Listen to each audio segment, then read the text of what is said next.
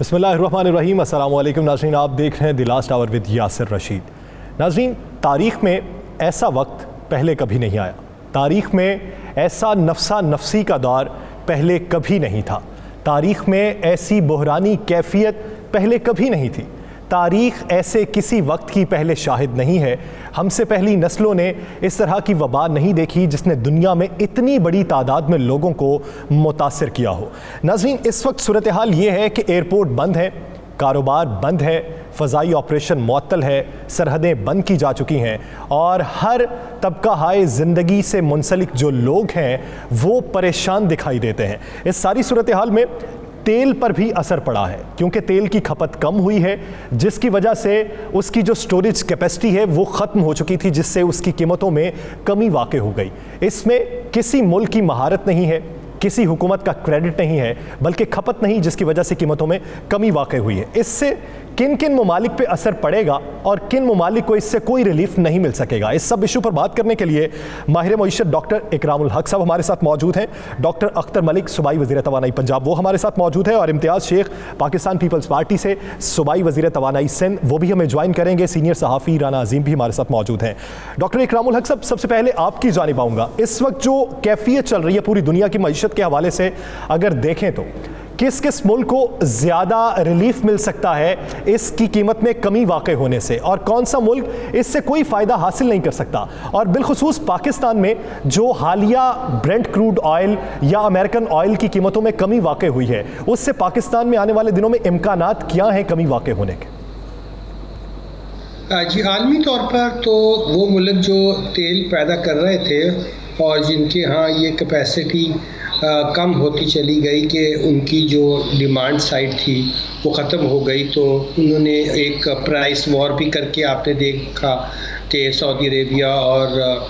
جو روس کے درمیان ہوئی اس سے بھی بہت نقصان ہوا. بہرکیف اس وقت صورتحال یہ ہے کہ اس وقت تاریخ کی جو بہت کم ترین سطح ہے اس کے اوپر ہمیں تیل جو ہے وہ دستیاب ہو سکتا ہے, مگر پاکستان کی جو ریفائنریز ہیں ان کی کیپیسٹی بھی اتنی نہیں ہے. ابھی ہمارے جو ایڈوائزر محترم ہیں انہوں نے ایک ٹی وی پروگرام میں 2 دن پہلے شاید حصہ لیا تھا اور فرمایا تھا کہ پہلی مئی کو لوگوں کو بہت اچھی خبر ملے گی توانائی کی قیمتوں میں اور پی او ایل کی پروڈکٹس میں. ہم جو ہے مناسب اس عالمی لحاظ سے کمی کرنے جا رہے ہیں. اوگرا نے جو فگرز دی ہیں وہ آپ کو پتہ ہی ہے کہ کیروسین میں 44 سے لے کر اور ہم جو پیٹرول ہے اس میں 24.8 تک انہوں نے ابھی تک وہ سمری منظور ہوئی ہے یا نہیں مجھے پتہ نہیں ہے. جہاں تک میں نے آخری خبر دیکھی تھی ابھی تک تو سمری منظور نہیں ہوئی تھی, مگر جی شاید منظور ہو جائے شام اور تھوڑی دیر تک, کیونکہ اس کا جو اطلاق ہے وہ 12 بجے سے ہوگا. جی 12 بجے سے ہوگا. تو اس کا جو عالمی سطح پر پاکستان جیسے ملکوں کو تو فائدہ ہوگا, اور وہ ممالک جن کی زیادہ تر انحصار تیل کی دولت پر تھا ان پہ بہت برا اثر ہوگا. اور اس میں بھی لوگ یہ کہہ رہے ہیں کہ چائنا بہت بڑا بینیفیشری ہوگا, کیونکہ ابھی سے انہوں نے جو افریقہ میں اور دوسری جگہوں پہ اپنے لیے تیل کی پہلے سے ہیجنگ اور جو ان کے جو آپ سمجھیے کہ ریزروائر تھے ان کو حاصل کر رکھا تھا, ان کو انہوں نے حاصل کیا ہے. تو یورپ کے اندر چونکہ ڈیمانڈ کنٹریکشن بہت زیادہ ہوگی تو وہاں پر اس کے جو اثرات ہوں گے ان کی آئل کمپنیز پر, جو زیادہ تر آپ نے دیکھا کہ یا تو یورپ کی ہیں یا امریکنز ہیں, ان کے اپنے جو منافع جات ہیں اور ان کے جو سٹاک ہے وہ کریش کر گئے ہیں آلموسٹ. تو اس سے یہ ظاہر ہو رہا ہے کہ عالمی سطح کے اوپر نہ صرف تیل کا بھی بلکہ جنرلی بھی آپ نے دیکھا ہوگا, چاہے IMF ہو, ورلڈ بینک ہو یا اور ادارے ہوں, وہ ایک بہت بڑی کنٹریکشن یعنی گریٹ ڈپریشن کی طرف اشارہ کر رہے ہیں. ایک بات اور پوچھنی ہے, کیونکہ آپ کو یاد ہوگا کچھ دن پہلے پارکو کے پلانٹس بند کر دیے گئے کیونکہ ہماری سٹوریج کیپیسٹی ختم ہو چکی تھی, جس کی وجہ سے پلانٹ بند کیے گئے ہیں. تو ہماری کھپت اتنی زیادہ نہیں ہے لاک ڈاؤن کے ان دنوں میں, تو یہ جو ریلیف ملے گا, سٹوریج تو پہلے ہی ختم ہو چکی ہے ہماری, تو ہم نیا اس ریٹ پہ کتنا خرید سکیں گے, اس سے عوام کو کتنا فائدہ مل سکے گا؟ کیا یہ جو حکمران ہمیں بتا رہے ہیں کہ بہت زیادہ ریلیف ملنے والا ہے, آنے والے دنوں میں خوشحالی آنے والی ہے, ایسا کچھ ہونے والا ہے یا معمولی سا کوئی ریلیف ہوگا؟ جی دیکھیے، ویسے تو اگر عالمی سطح کے حساب سے دیکھیں تو پھر تو پاکستان کو کم از کم جو ہے عام جو اشیاء مصنوعات ہیں، اور آپ نے دیکھا رمضان میں غیر ضروری گرانی بھی، جس کی بہت بڑی وجہ جو ہے وہ اگرچہ بہانے تو یہی بناتے ہیں کہ ٹرانسپورٹیشن کاسٹ ہائی ہے، مگر اس میں ظاہر ہے کہ آپ کو پتہ ہے ہمارے ہاں یہ منافع خوری خاص طور پہ ان مہینوں میں بچائے کوئی خدا کا خوف کرنے کے ہم کئی گنا بڑھا دیتے ہیں، مگر اس کا بہت بڑا امپیکٹ ہوگا کیونکہ اگر یہ 20 روپے بھی کم کرتے ہیں جو اس کی توقع ہے، تو اس سے عام جو چیزیں ہیں ان کے اوپر ایک تو ہماری انفلیشن بہت نیچے آئے گی، اور اس سے پھر ڈسکاؤنٹ ریٹ اور بھی نیچے جائے گا، اور عام طور پر ملک کے اندر جو مہنگائی کی وجہ سے ہم نے بہت زیادہ شرح سود رکھی ہوئی تھی اور بزنسز کو پرابلم آ رہے تھے، اور لوگوں کو کھانا پینے کی چیزوں میں تو اس تیل کی وجہ سے ہمیں گیس اور بجلی کی قیمتیں بھی کم کرنی چاہیے، کیونکہ ایل این جی کی اور دنیا کے اندر اب بہت سی بجلی یا تو ایل این جی سے اور یا اب تھوڑی سی پیٹرول سے بنا رہے ہیں، اور گیس کی قیمتوں میں بھی تینوں شعبوں میں سمجھتا ہوں کہ اگر آپ مناسب ریلیف دیں گے تو اس سے کم از کم عام لوگوں کی زندگی میں بہت فائدہ ہو سکتا ہے، مگر اس کے ساتھ ظاہر ہے کہ اگر ہم پرائز کمیٹیز کھانے پینے کی چیزوں کے بارے میں جو بے جا قسم کی اور میں سمجھتا ہوں کہ ناجائز قسم کی منافع خوری ہو رہی ہے اس کو بھی روک سکیں، اس میں انتظامیوں کو انوالو کرنا ہوگا۔ اختر ملک صاحب آپ کی جانب آؤں گا۔ ملک صاحب، اس وقت جو صورتحال ہے آپ کو بھی پتا ہے، 25 مارچ کو 15 روپے فی لیٹر کمی کا اعلان کیا گیا، کمی ہوئی، پیٹرول کی قیمتیں کم ہو گئیں، لیکن ہر انڈسٹری کا بل واسطہ یا بلا واسطہ تعلق پیٹرولی مصنوعات سے ضرور ہوتا ہے، اور اس کا فرق صاف واضح پڑتا دکھائی دیتا ہے، لیکن ہم نے پچھلے 15 دنوں میں اس میں کوئی خاص فرق پڑتا دیکھا نہیں۔ رمضان میں باقاعدہ طور پر مہنگائی میں اضافہ ہو گیا، کیا وجہ سمجھتے ہیں؟ اور آنے والے دنوں میں اگر یہ 20 روپے کمی ہو جاتی ہے تو اس سے عوام پہ اس کا امپیکٹ کیا پڑتا دیکھ رہے ہیں؟ دیکھیں جی، اصل میں بتاتا چلوں کہ جس طرح کی کنڈیشن ہے پوری دنیا میں ہے، پاکستان میں صرف نہیں ہے، آپ کی تمام انڈسٹری بند پڑی ہے، آپ کی ٹرانسپورٹ بند پڑی ہے، آپ کی جو بجلی کی کھپت تھی وہ پہلے سے کم ہو گئی ہے، آپ کی انڈسٹری بند ہونے کی وجہ سے آپ کے باقی چیزیں جو کارخانے بند ہیں، ہر چیز بند ہے، تو اس میں تو ایک بیک لاس آیا ہوا ہے پوری دنیا کے لیے، پاکستان بھی اس کا حصہ ہے۔ رہ گئی بات یہ کہ جو رمضان شریف میں مہنگائی ہے، یہ کوئی میں اس کو ایکسکیوز نہیں کہہ رہا کہ اس گورنمنٹ کا شاید اس میں رول ہے یا نہیں ہے، میں یہ نہیں کرنا چاہتا۔ مہنگائی رمضان شریف میں نیچرلی ہمارے مسلمانوں میں اور خاص طور پر پاکستانی قوم میں یہ آتی ہوتی ہے، اور وہ کہتے ہیں کہ ایک مہینہ آیا ہے، اس میں جتنا عوام کو لوٹ دیا جائے، حالانکہ یہ عبرت کی جگہ ہے، عبرت کا مقام ہے۔ کورونا کا دیکھیں موت سامنے کھڑی ہے، پھر بھی لوگ بلیک میلنگ اور مہنگائی اور خود ساختہ اس طرح کے جو بحران پیدا کرنے والے آپ دیکھیں، کوئی سیکٹر ایسا نہیں ہے جو ایز اے ہول ہماری نیشن کا میں سمجھتا ہوں کہ ایک ماٹو بن گیا ہے کہ جتنا پیسہ جہاں سے مرضی بنتا ہے، چاہے جائز ہے ناجائز ہے، وہ بنایا جائے۔ وہ انشاءاللہ انتظامیہ ہماری لگی ہوئی ہے، گورنمنٹ ہماری لگی ہوئی ہے، آپ نے دیکھا ہوگا کئی لوگوں کا ایگزامپل بھی بنایا گیا ہے۔ مزید ہم چاہ رہے ہیں کہ انشاءاللہ جو لوگوں کو ریلیف دیا جا سکتا ہے اس سے ہم ریلیف دینے کی پوری کوشش کر رہے ہیں۔ اور رہ گئی بات کہ پیٹرول کی اور ڈیزل کی جو قیمتیں کم ہوئی ہیں، میں سمجھتا ہوں کہ میں دو باتیں آپ کو واضح کرنا چاہتا ہوں کہ جنوری 2018 سے ٹرانسپورٹ کے کرایوں میں کوئی 1 روپے کا اضافہ نہیں کیا گیا، جنوری 2019 سے۔ دوسری بات یہ ہے کہ جو بجلی کی پرائسز ہیں، نومبر سے ہم نے یہ کورونا کا تو لیکن ڈاکٹر صاحب جب پیٹرولیم کی قیمتیں کم ہوئیں اس سے پھر کوئی کمی بھی واقع تو نہیں نہ ہوئی؟ جی میں آپ کو بتا رہا ہوں نا جی، جو نومبر 2019 سے بجلی کی قیمتیں فریز کی ہوئی ہیں، بجلی کی قیمتیں جیسے فیول پرائس ایڈجسٹمنٹ ہوتی تھی وہ نہیں ہوتی تھی۔ اب جو یہاں پر کورونا کی وجہ سے ایشوز آئے ہیں کہ 300 یونٹ تک ہم ان کو 3 مہینے کے لیے اماؤنٹ ڈیفر کر رہے ہیں، ان کی جو ریکوری ہے ہماری وہ 20-25% کم ہو رہی ہے، ان کی جو ہماری ریکوری ہو رہی ہے جو کنزیوم ہو رہی ہے۔ اس کے علاوہ دو چیزیں میں آپ کو یہاں پر بتانا چاہتا ہوں کہ انشاءاللہ یہ جو بجلی کی قیمتیں ہیں اس پہ کیپیسٹی چارجز آپ کو پتہ ہے جس طرح کے ایگریمنٹ انہوں نے پاور سیکٹر کے ساتھ کیے ہوئے ہیں، چاہے وہ RLNG کے ہیں یا چاہے وہ پیٹرول اور ڈیزل پہ چلنے والے پروجیکٹ ہیں، تھرمل ہیں، ان کی کیپیسٹی چارجز تو گورنمنٹ کو دینے ہی دینے ہیں، وہ چاہے آپ بجلی ان سے لیں یا نہ لیں، چاہے وہ بجلی آپ کے استعمال میں ہوتی ہے نہیں ہوتی، جو کیپیسٹی چارجز ہیں وہ گورنمنٹ کو وہ پے کرنے ہی کرنے ہیں، جس طرح کہ انہوں نے ایگریمنٹ جو ہمیں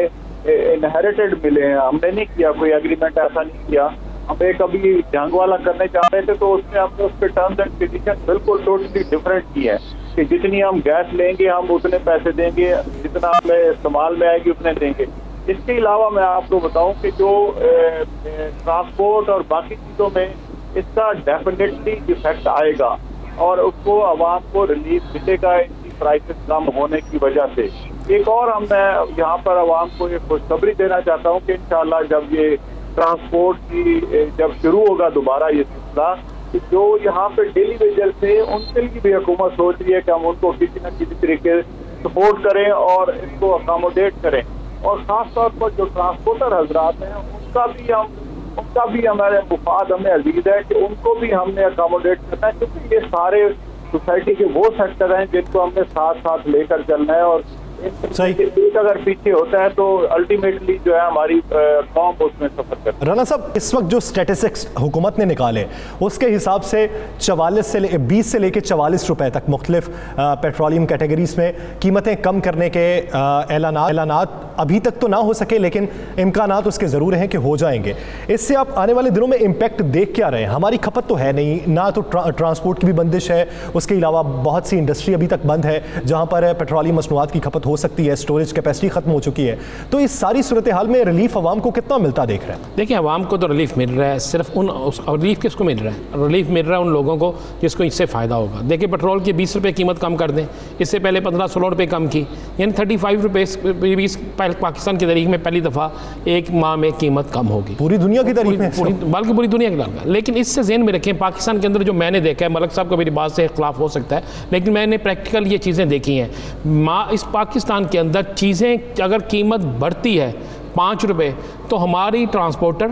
ہمارے پاکستان کے اندر مختلف اشیاء خرد و نوش کا کاروبار کرنے والے، ہمارے انڈسٹریل کے لوگ، یہ قیمتیں بخود برا حال دیتے ہیں۔ ملک صاحب نے درست کہا کہ 2018 سے قیمت نہیں بڑھی، کرائے میں اضافہ نہیں ہوا، لیکن ملک صاحب سرکاری طور پہ نہیں ہوا، ویسے آپ دیکھیں کتنا اضافہ ہوا ہے۔ میں چیلنج سے کہتا ہوں، ویسے ہر شہر کا کرایہ، لوکل کرایہ کتنا بڑھا، اگر سیکٹری ٹرانسپورٹ یا ٹرانسپورٹ کے محکمے نے کچھ نہیں کیا تو یہ ایک علیحدہ بات ہے۔ اس کے بعد اب پہلے 15 روپے یا 16 روپے پیٹرول کم ہوا، کوئی ایک چیز، رمضان تو اب آیا نا 5 دن پہلے، اس سے پہلے یہ پیٹرول کم ہوا نا، کسی ایک چیز کی مجھے قیمت بتا دیں جس میں فرق پڑا ہو۔ جتنی چیزیں موجود ہیں صاف فرق پڑا، 150 کی چیز 200 کی مل رہی ہے، ٹھیک، اب 20 روپے بھی کم ہوتا ہے۔ حکومت کی طرف سے ہم اسے برا نہیں سمجھتے، ہم سمجھتے ہیں حکومت نے بہت اچھا کیا، لیکن اصل معاملہ یہی ہے کہ حکومت کی طرف سے اس عوام کو فائدہ دینے کا جو فائدہ ہے، جو عام لوگوں کو ملنا چاہیے، وہ عام عوام کو فائدہ نہیں ملتا۔ اس کا فائدہ اٹھاتے ہیں وہ لوگ جو بہت بڑے انڈسٹریل ہیں، وہ لوگ جو پیٹرول پمپ مالکان ہیں، وہ لوگ جنہوں نے پرچون کی دیگر اشیاء سیل کرنی ہے، ان پر نہ پرائس کنٹرول کمیٹی کا کوئی دباؤ ہے، نہ حکومت کا کوئی دباؤ ہے۔ وہ دال کی قیمت پہلے سے 2 روپے مہنگی کر دیں گے، وہ وہاں پہ چاول کی قیمت پہلے سے مہنگی کر دیں گے، وہ بجلی کی قیمت، چلے بجلی حکومت کے ہے نا، اور بجلی اور گیس یہ حکومت اس کو تو کر سکے گی، لیکن عام چیزیں جو عام شہریوں کے پاس پہنچ رہی ہیں، جس سے عام آدمی کو فائدہ پہنچنا ہے، میں آپ کو پھر بھی کہہ رہا ہوں کہ اگر حکومت ہمیں پہلے کی طرح ہی بانسری بجاتی رہی تو پیٹرول چاہے آپ 50 روپے سستا کر دیں، اس کا فائدہ چند لوگوں کو ہوگا، عام عوام کو نہیں ہوگا۔ ملک صاحب کچھ کہیں گے اس پہ؟ میرے بھائی کو بڑے تحفظات ہیں، میں ان کی تجویز کا احترام کرتا ہوں، ان کی جو آرائیں ہیں ان کا احترام کرتا ہوں، لیکن میں آپ کو بتاؤں کہ پاکستان تحریک انصاف کی حکومت کے اپنے پرسنل یا ویسٹڈ انٹرسٹ کوئی بھی نہیں ہے، ایک بھی نہیں ہے، اور جس کا بھی تھا آپ نے دیکھا ہوگا، ہم نے ان کا ایگزامپل بنانا شروع کر دیا ہوا، اور انشاءاللہ کوئی اس چیز سے اسپیئر نہیں ہوگا۔ دوسری بات رہ گئی کہ اس کا الٹیمیٹلی عوام کو ریلیف ملے گا، اس میں نہ کوئی مایوسی والی بات ہے۔ اب ایک کتنے عرصے کا بگاڑ ہے سسٹم میں، اس کو ٹھیک کرتے ہوئے ابھی بھی ٹائم لگنا ہے، اور انشاءاللہ ہم نے کوئی نو ٹالرنس کی پالیسی اپنائی ہوئی ہے۔ آپ دیکھیں تمام شہروں میں پہلے ہم جرمانے کرتے تھے، کل پرسوں سے آپ دیکھیں ہم نے لوگوں کو جیلوں میں ڈالنا شروع کر دیا ہوا ہے۔ اس پہ کوئی ٹالرنس، 0 ٹالرنس ہے، اور اس پہ انشاءاللہ عوام کو اس کا جو نتیجہ ہے وہ کل پرسوں سے انشاءاللہ ملنا شروع ہو جائے گا۔ امید کرتے ہیں، خواہش رکھتے ہیں کہ عوام کو اس کا ریلیف ملے، حکومت کے جو اقدامات ہیں اس کا ثمر عوام تک پہنچنا چاہیے، یہ وقت کی ضرورت ہے۔ ناظرین، دیگر ایشوز پر بات ہوگی ایک شارٹ بریک کے بعد۔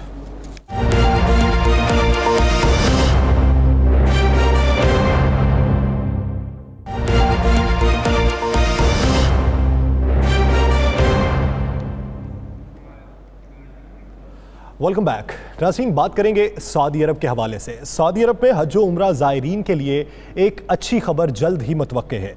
कोरोना वायरस की रोकथाम के लिए और उससे बचने के लिए इक़दामात भी सऊदी हुकूमत की तरफ से किए जा रहे हैं। आने वाले दिनों में होने क्या जा रहा है, इस हवाले से काफ़ी पेशीनगोइयाँ अब तक हो चुकी हैं। जैसा कि इमाम काबा शेख अब्दुर्रहमान अस-सुदैस भी ये कह चुके हैं कि कुछ ही दिनों बाद वक्त बेहतर आने वाला है, ज़ियारात के लिए जगहों को खोला जाएगा और नमाज की अदायगी होना शुरू हो जाएगी। हमें ज्वाइन किया यहाँ पे चेयरमैन उलमा काउंसिल पाकिस्तान अल्लामा ताहिर अशरफी साहब ने। अल्लामा साहब, बहुत शुक्रिया आपके वक्त का। अल्लामा साहब, आपके गहरे रवाबित हैं सऊदी हुकूमत के साथ। आने वाले दिनों में खुशखबरियों की पेशीन गोइयाँ की जा रही हैं, उसके मुस्तनद हक़ाइक़ आपकी जानिब से ही मिल सकते हैं अवाम को। अवाम के लिए आने वाले दिनों में खुशखबरी है क्या?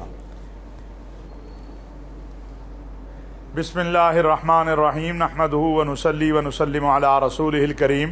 देखिए, एक मुसलमान के लिए इससे बड़ी क्या खुशखबरी हो सकती है कि अल्लाह का वो घर जिसमें वो हमेशा जाने के लिए तरसता है और रसूलुल्लाह सल्लल्लाहु अलैहि वसल्लम के रोज़े पे हाज़िरी के लिए हर वक्त बेताब रहता है, इस वबा की वजह से, हमारे आमाल की वजह से वो बंद हुआ है।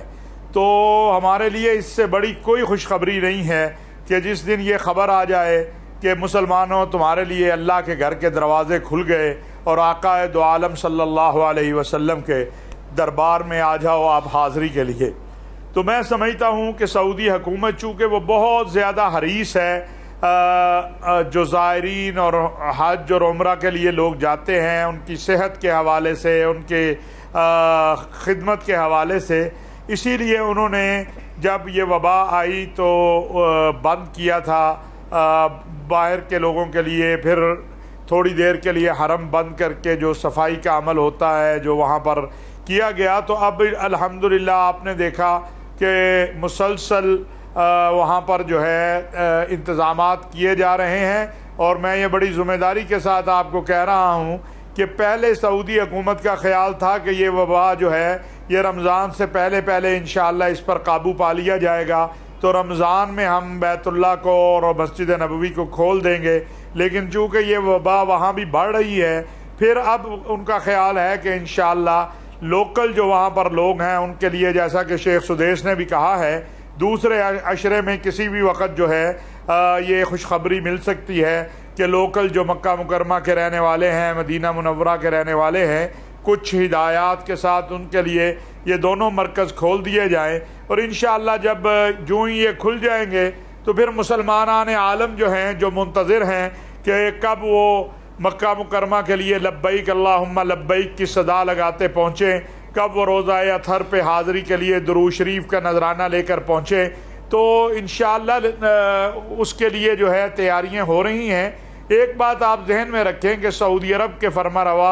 ख़ातिमुल हरमैन शरीफैन शाह सलमान बिन अब्दुल अज़ीज़ और वली अहद अमीर मोहम्मद बिन सलमान जो हैं, वो मुसलसल लम्हा बलम्हा इस सूरत हाल में उनका जो पहली तरजीह है वो ये है कि हज और उम्रा ज़ायरीन और आने वाला हज, इसके लिए इंतज़ामात ऐसे कामिल व अकमल हों कि किसी को नुकसान भी ना, कोई बीमार भी ना हो और ये फरीज़ा भी अदा हो जाए। इसी तरह आप देखें कि जो अजनबी हैं सऊदी अरब में, जो वहाँ मुलाजिम काम करते हैं, और आपका चैनल बहुत देखा जाता है सऊदी अरब के अंदर, माशाल्लाह बहुत ज़्यादा आपकी आवाज़ है, तो मैं उनसे भी कहना चाहता हूँ कि सऊदी अरब की हुकूमत हद्दल मुमकिन उन्होंने जो रियायत दी जा सकती थी दी हैं, मज़ीद दे रहे हैं, इकामे में भी, खाने पीने में भी, बाकी भी। लेकिन उनसे भी गुजारिश है कि वो भी कानून की पासदारी करें। जब उलमा कहते हैं कि आप मस्जिद में नमाज़ पढ़ें, आप हरम ना जाएं, आप मसाजिद में ना जाएं, आप बाज़ारों में ना निकलें, तो आपको भी पाबंदी करनी चाहिए। इंशाअल्लाह ये वबा ख़त्म होगी, हम उसी तरह लब्बैक के तराने गाते हुए हाज़िरी देंगे, बैतुल्लाह में तवाफ़ करेंगे, सही करेंगे और रोज़ा अक़दस पे जाके हाज़िर होंगे, अपने आका के दरबार में हाज़िरी देंगे। और यही हर मुसलमान की और हर आशिक़ रसूल की और रसूलुल्लाह सल्लल्लाहु अलैहि वसल्लम के ख़त्म नबूवत के चौकीदार की ख्वाहिश है। अल्लाह करीम वो वक्त जल्द ले आए कि जब हम जो है बैतुल्लाह में हाज़िरी दें और रोज़ा रसूल सल्लल्लाहु अलैहि वसल्लम पर हाज़िर हों। خدا کے فضل سے جلد وہ وقت آئے گا جب اس کے گھر سے بلاوا بھی آ جائے گا. ہمیں یہاں پہ جوائن کیا ہے سعودیہ سے محمد شہزاد صاحب نے. شہزاد صاحب بہت شکریہ آپ کے وقت کا. شہزاد صاحب آپ سعودیہ میں مقیم ہیں, سعودی حکومت کے اب تک کے اقدامات پہ بھی آپ کی گہری نظر ہے. سعودی حکومت کی جانب سے اب تک اقدامات کیے کیا گئے ہیں اور کیا ایکسپیکٹیشنز ہیں کہ کتنا مزید وقت درکار ہوگا مسلمانوں کو اپنے رب کے حضور سجدہ ریز ہونے کے لیے؟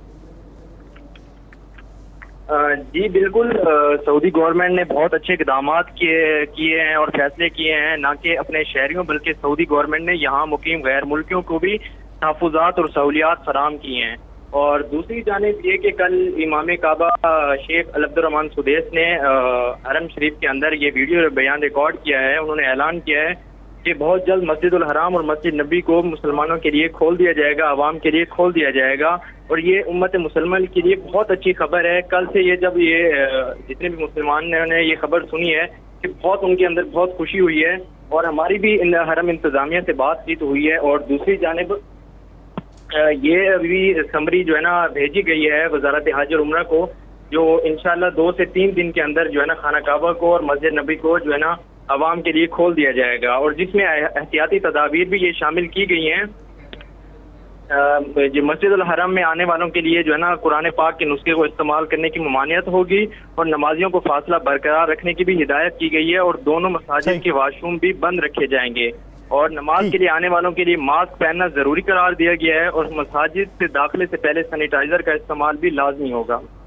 یعنی اس کے لیے ایس او پیز جاری کیے گئے جن پر عمل درآمد ضروری ہوگا. رانا صاحب, اگر گزشتہ سال کی تعداد دیکھی جائے لاکھوں میں تھی جو حج کی سعادت حاصل کرنے کے لیے مسلمان دنیا بھر سے مکہ مکرمہ میں اکٹھے ہوئے تھے, کیا اس بار کچھ پلاننگ میں تبدیلی کی جا رہی ہے؟ کیا عوام کی تعداد کو کچھ کم کیا جائے گا؟ پریکاشنری میئر کیا اپنائے جا رہے ہیں سعودی حکومت کی جانب سے؟ میری اطلاع کے مطابق اس دفعہ تعداد کچھ کم کی جائے گی, کیونکہ سعودی حکومت جو ہے ہر صورت میں چاہتی ہے کہ جتنے عازمین حج وہاں پہ آئیں ان کو بہتر سے بہتر سہولیات دی جائیں, کیونکہ وہ حاکمین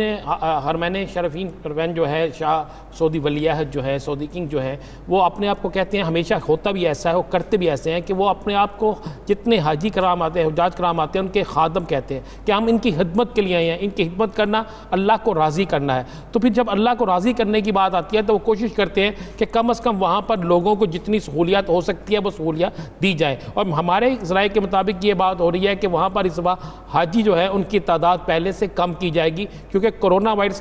کے حوالے سے ابھی تک یہ فائنل نہیں ہو سکا کہ یہ وائرس اس وقت تک رہتا ہے نہیں رہتا. دونوں صورتحال کو دیکھتے ہیں, لیکن تعداد پہلے سے کم ہوگی, سہولیات پہلے سے زیادہ بہتر ہوں گی, اور اس حوالے سے سعودی حکومت کے انتظامات مکمل ہیں. اور جہاں تک عمرے کی بات ہے, دیکھیں کل جیسے یہ خبر آئی کہ سعودی عرب میں مسجد نبوی اور حرم پاک جو ہے خانہ کعبہ ان کو کھولا جا رہا ہے, لوگ نماز کی ادائیگی کر سکیں گے, عمرے کی ادائیگی کر سکیں گے, سعی کر سکیں گے, صفا مروہ کر سکیں گے. سب کچھ جب آنا شروع ہوا تو پوری دنیا کے اندر میں نے اتنے میسیج دیکھے فیس بک پر, سوشل میڈیا پر, کہ جس کے انتہا کوئی نہیں. تو اب ہر مسلمان جس کی یہ خواہش ہے کہ وہ اپنی زندگی میں اللہ تعالیٰ کے گھر کی زیارت کرے, طواف کعبہ کرے, مسجد نبوی صلی اللہ علیہ وسلم میں جائے, وہاں جا کر رسول پاک صلی اللہ علیہ وسلم کے روضہ مبارک پر حاضری دے, تو تمام لوگ جو ہے اب صرف اسی انتظار میں ہیں مسلمان کہ جلد از جلد یہ اعلان ہو. جس طرح طاہر اشرفی صاحب نے کہا کہ ہمیں یقین ہے کہ انشاءاللہ دوسرے عشرہ میں وہاں پر عمرے کی اجازت ہو جائے گی,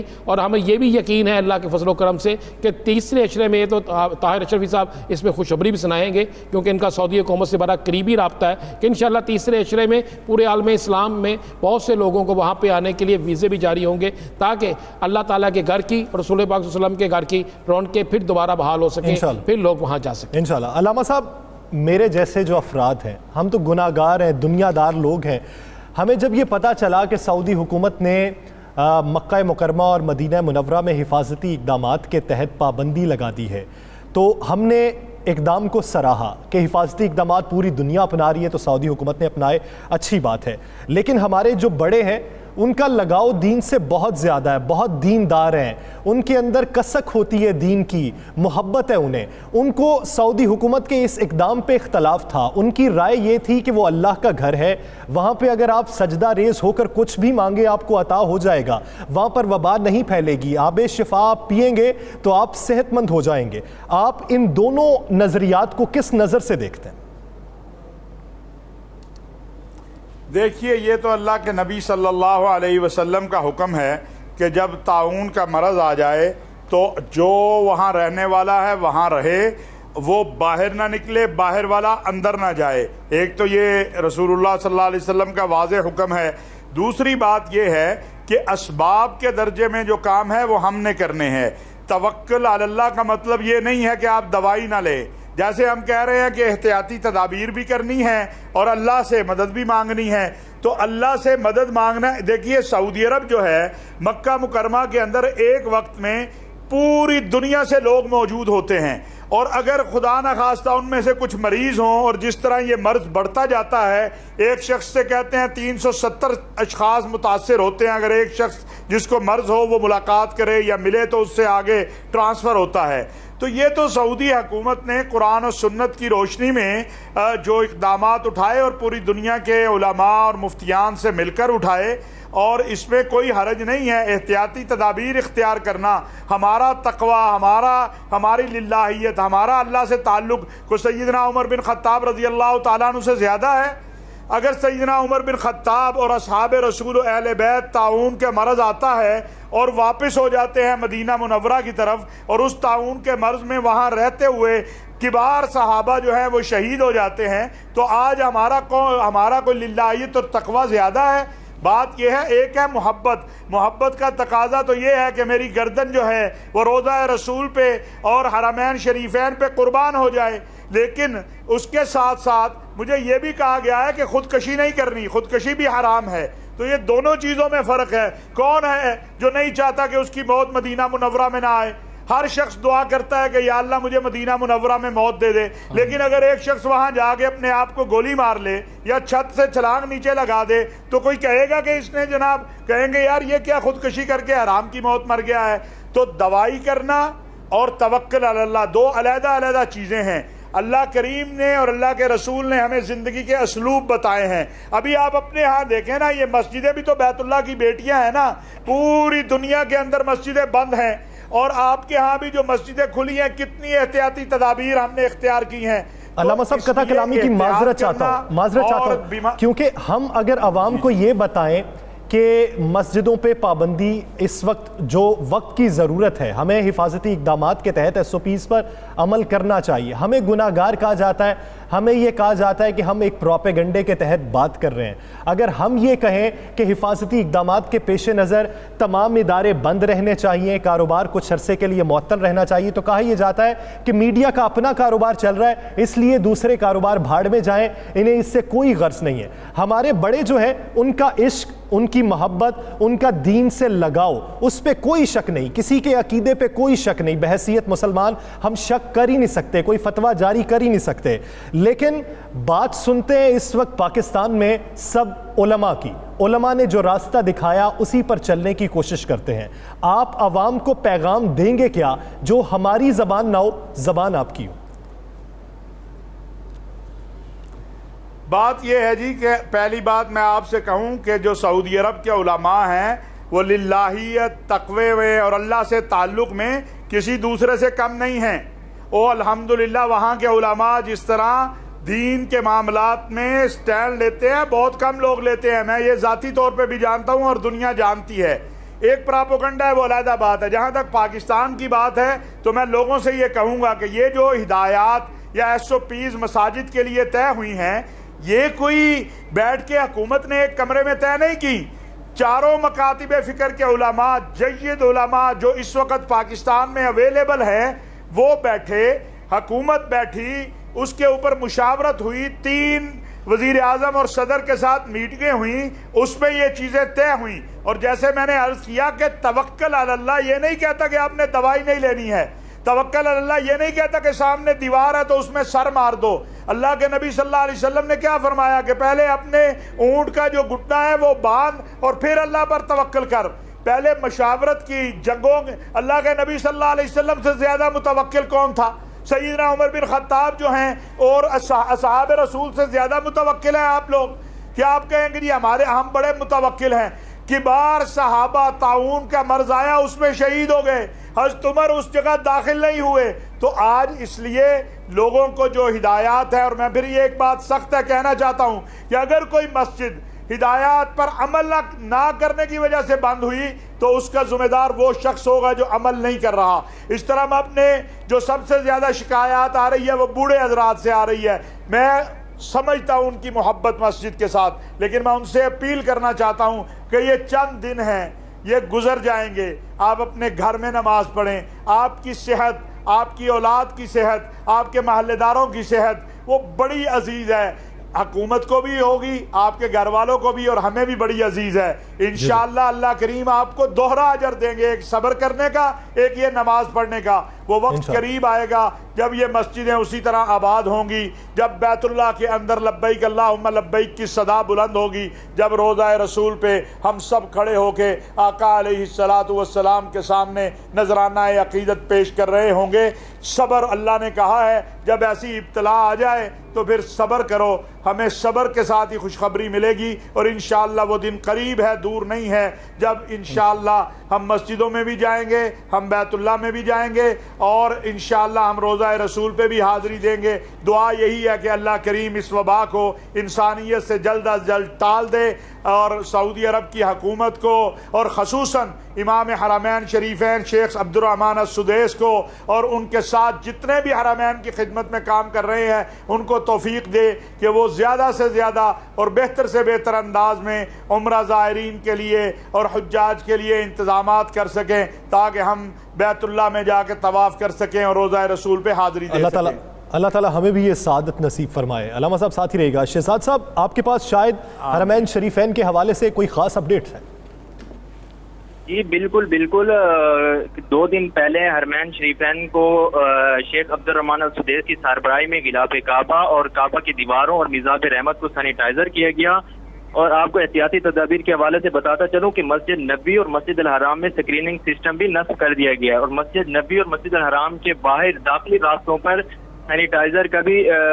حکومت کی طرف سے سینیٹائزر بھی رکھا گیا ہے. اور پہلے مرحلے میں یہی بتایا جا رہا ہے کہ عمرہ زائرین کو جو ہے نا عمرے پہ پابندی ہوگی، لیکن پہلے مرحلے میں پہلے عشرے میں جو ہے نا طواف اور نماز کی ادائیگی ہوگی، اور دوسرے عشرے میں جو کل کی سمری تیار کی ہے الشیخ عبد الرحمن سدیس نے اپروول کے لیے بھجوا دی گئی ہے، جو 8 امید کرتے ہیں کہ اس دن کا سورج جلد ہی طلوع ہوگا جب وبا کے یہ بادل چھٹ جائیں گے. خوشحالی خدا کے حضور ہم سجدہ ریز ہو سکیں گے اور خدا سے اپنی مغفرت کی دعا مانگیں گے، زندگی کی خوشحالی کی دعا مانگیں گے. ناظرین دیگر ایشوز پر بات ایک شارٹ بریک کے بعد.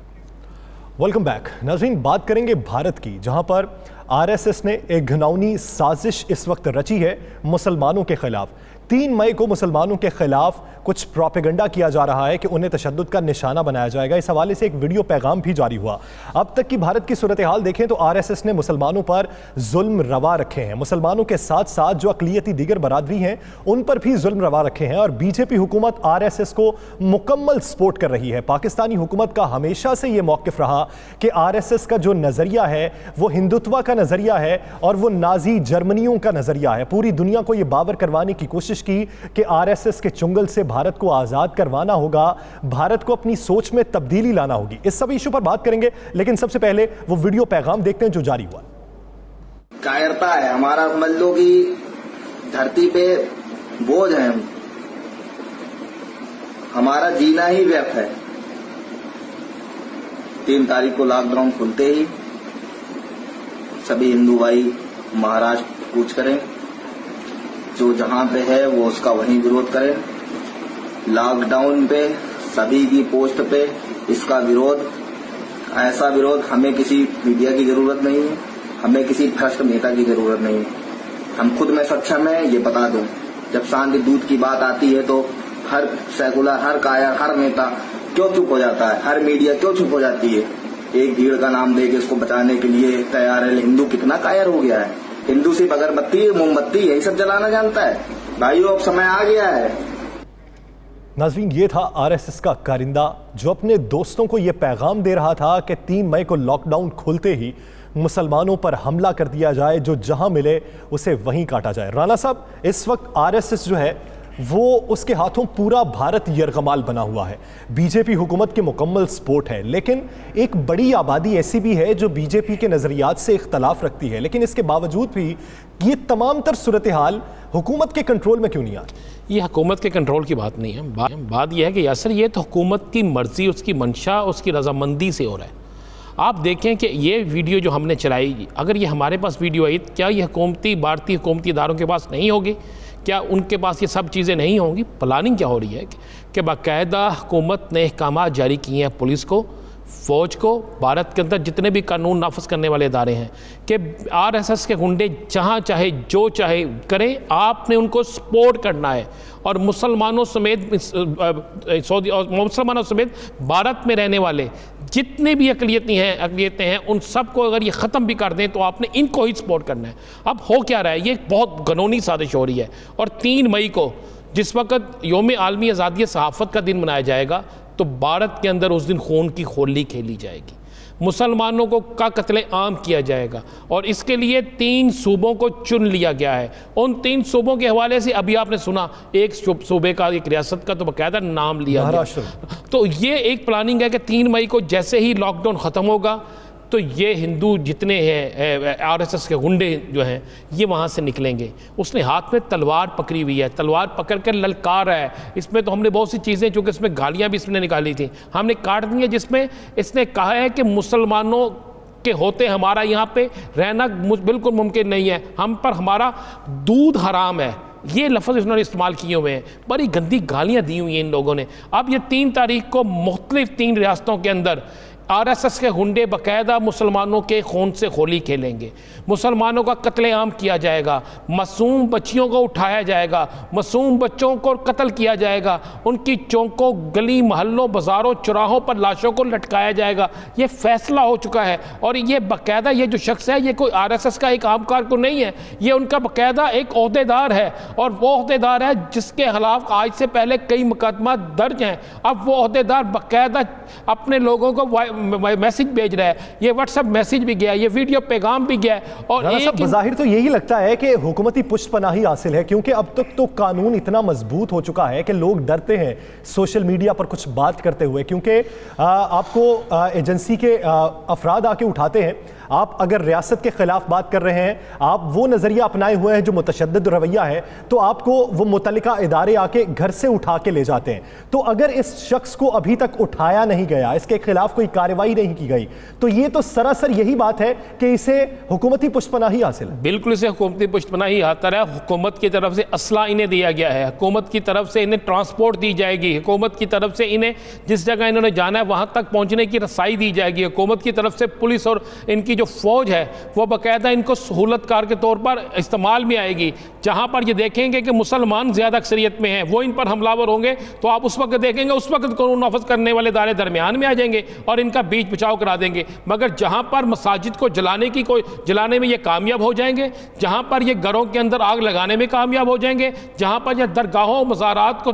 توڑنے میں, ان کو توڑ پھوڑ میں یہ کامیاب ہو جائیں گے, وہاں پولیس دیگر ادارے دور کھڑے ہو کر تماشا دیکھتے رہیں گے. یہ باقاعدہ ایک پلاننگ ہے اور باقاعدہ بھارتی حکومت نریندر مودی کے احکامات پر عمل کر رہی ہے. اور یہ عمل جو ہے آپ نے ایک بڑا دیکھیں, پاکستان کے اندر کوئی شخص سوشل میڈیا پر کسی اقلیت کے خلاف کوئی بات کرے, اللہ کے فضل و کرم سے ہمارے ادارے حرکت میں آتے ہیں, چاہے وہ شخص جتنا مرضی طاقتور ہو اس کو پکڑا جاتا ہے, اس کے خلاف کارروائی کی جاتی ہے. مگر بھارت کے اندر کیا ہو رہا ہے؟ نہیں رانا صاحب, بھارت میں بھی حرکت میں آتے ہیں. اگر آپ نے خلاف بولا ہو ہندوؤں کے, اگر آپ نے خلاف بولا ہو حکومت کے, اگر آپ نے حکومت کے وہ ایکٹس جو ہیں, وہ اقدامات جو ہیں جو مقبوضہ کشمیر میں اپنائے گئے یا پھر ادھر شہریت کے حوالے سے اپنائے گئے, اس میں جس نے بات کی اسے گھر سے اٹھایا گیا, مارا گیا. لیکن دوسری جانب اقلیتوں پہ حملہ کرنے کے لیے کوئی بولے اسے کوئی بات نہیں کرتا. بالکل اسی طرح آپ دیکھیں نا کہ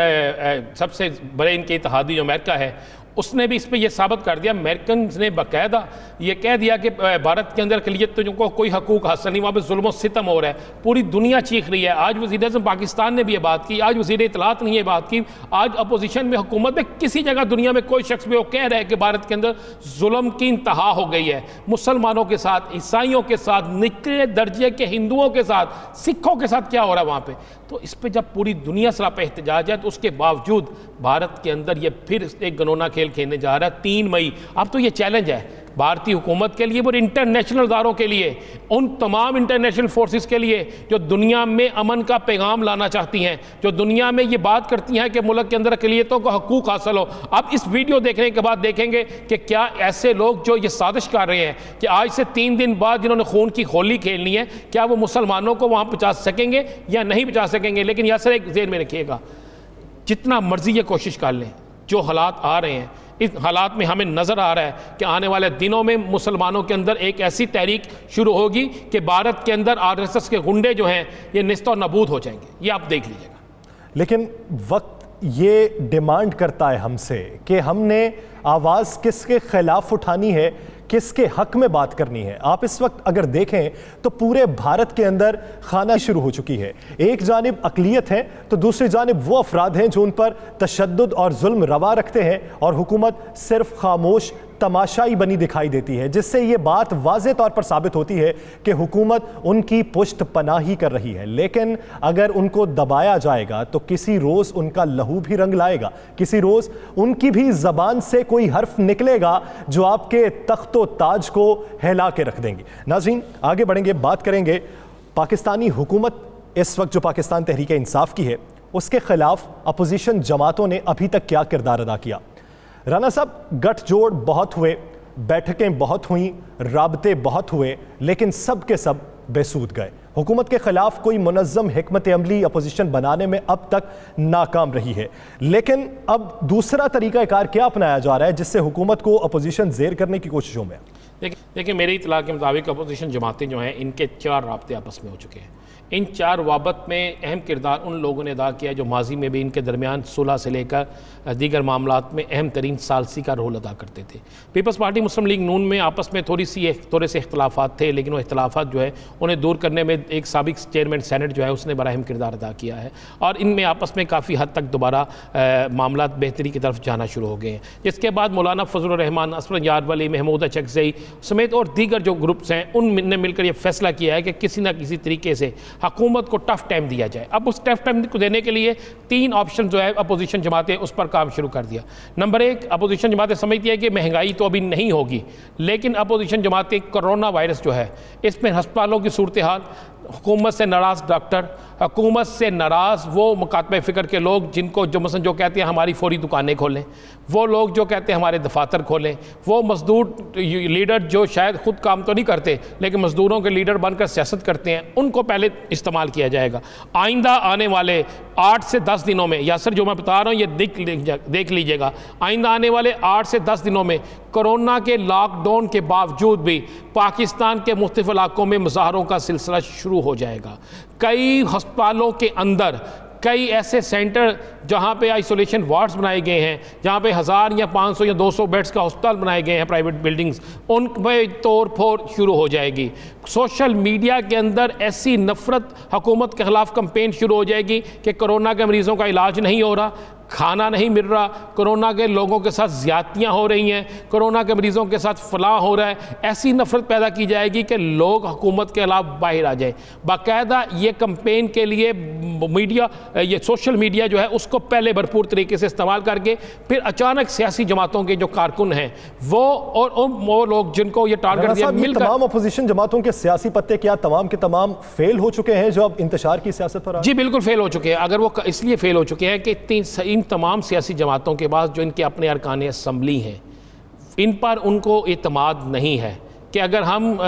باقاعدہ عدم اعتماد کی تحریک لاتے ہیں یا کوئی ایسی موو چلاتے ہیں تو انہیں یہ نظر آ رہا ہے کہ ان کے پتے جو ہیں وہ شو ہونے سے پہلے ہی ختم ہو جائیں گے. تو اس پر انہوں نے اب یہی کہا کہ بجائے یہ اسمبلی کے اندر شو ڈالیں. لیکن صاحب آپ کی ایک بات سے اختلاف ہے, آپ کہتے ہیں کہ کارکنان پہ اعتماد نہیں ہے, ارکان اسمبلی پہ قیادت کو اعتماد نہیں ہے, لیکن یہاں پہ صورتحال مختلف ہے. یہاں پہ جو ارکان اسمبلی ہیں انہیں اپنی قیادت پہ اعتماد نہیں. یہ دونوں چیزیں ایک ہی طرف جا رہی ہیں نا, کیونکہ ارکان اسمبلی سمجھتے ہیں کہ جب مشکل وقت آتا ہے تو یہ پاکستان سے باہر چلے جاتے ہیں. وہ سمجھتے ہیں کہ جب کوئی ڈیل کرنے کا وقت آتا ہے تو اوپر سے خود بخود ڈیل ہو جاتی ہے اور ہمیں علم بھی نہیں ہوتا. اس لیے آپس میں یہ دونوں, آپ یہ بھی سمجھ لیں کہ ان کو ان پہ نہیں, ان کو ان پہ نہیں. اسی وجہ سے قیادت جو ہے نا کسی صورت میں کوئی ایسی گیم نہیں کھیلنا چاہتی کہ جس میں گنتی کا جب مرحلہ آئے تو اس میں یہ بالکل نیچے چلے جائیں. اب یہ کھیلیں گے کیا کہ آپ دیکھ لیجئے گا 8 سے 10 دن میکسیمم, ان 8 سے 10 دنوں میں آپ کو توڑ پھوڑ, لڑائی جھگڑے, پھڈے, احتجاج یہ شروع ہوتے نظر آئیں گے. ان احتجاجوں کو کس طرح تیز کرنا ہے, پھر کس طرح پولیٹیکل جماعتیں اس میں حصہ لیں گی,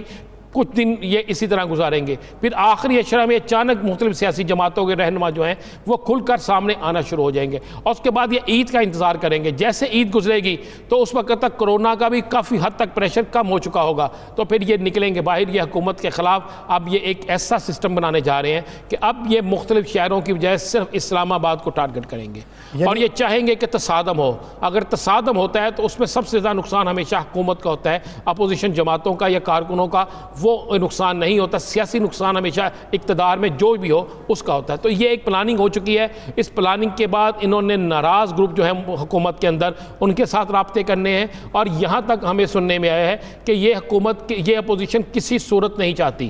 یہ اپوزیشن کسی صورت نہیں چاہتی کہ موجودہ حکومت اپنا وقت پورا کرے. یہ چاہتے ہیں کہ دسمبر سے پہلے کوئی ایسا سین سسٹم آ جائے کہ یہ حکومت چلی جائے, کیونکہ انہیں پتہ ہے دسمبر کے بعد جیسے ہی سینٹ کے الیکشن آئیں گے تو سینٹ کے الیکشن میں تحریک انصاف کے پاس اچھی خاصی اکثریت ہو جائے گی, اور جب تحریک انصاف اکثریت میں سینٹ میں آ جائے گی تو پھر اپوزیشن جماعتوں کے لیے آنے والا وقت بڑا برا ہوگا. بات یہ ہے کہ جب پوری دنیا میں ایسے وقت تمام اپوزیشن جماعتیں اور حکومتیں ایک پیج پر ہیں, ہر کوئی اپنا ذاتی مفاد بالائے طاق رکھ کر حکومت اور عوام کا سوچ رہا ہے, تو ایسی صورتحال میں پاکستانی سیاستدان کیا کر رہے ہیں, یہ ایک سوالیہ نشان ہے. ناظرین, دی لاسٹ آور سے مجھے دیجیے اجازت, اللہ نے کے بعد.